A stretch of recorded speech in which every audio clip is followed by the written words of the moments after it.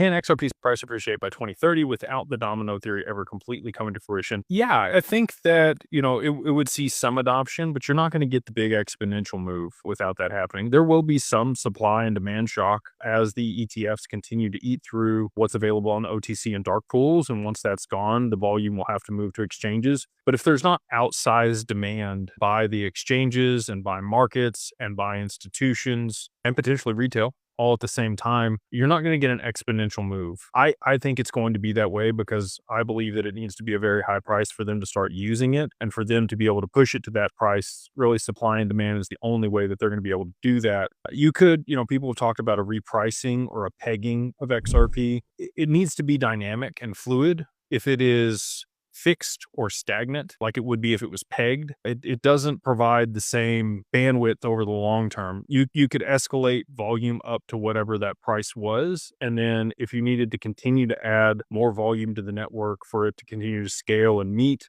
the new demands of markets, that were being tokenized, real world assets.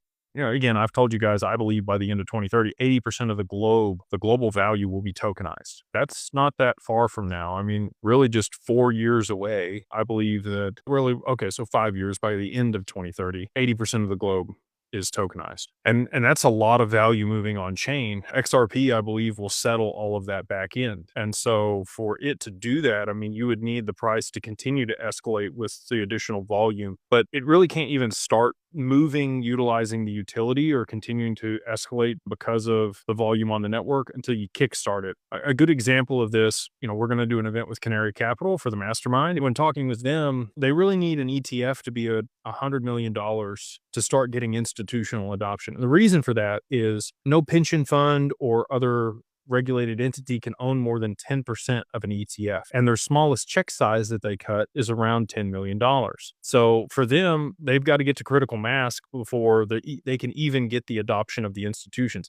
And I view XRP very similarly. It needs to get to critical mass. It needs to have enough liquidity in it before they can start using it in a meaningful capacity to continue to drive adoption and price appreciation. And so all of that being stated, I don't think that it's going to be fixed or pegged. I think that they're going to have to use supply and demand dynamics to push it to a very high price in a very short period of time, because that's the only way that it's really going to work and get the adoption. If that doesn't happen, it's not going to see the high prices that we've talked about.